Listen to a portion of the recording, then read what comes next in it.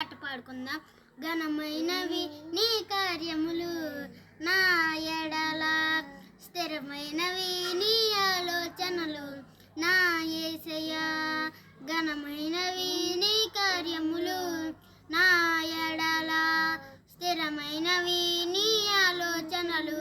నా యేసయ్యా, కృపలను పొందుచు కృతజ్ఞత కలిగి స్తుతులర్పించెదను అన్ని వేళలా.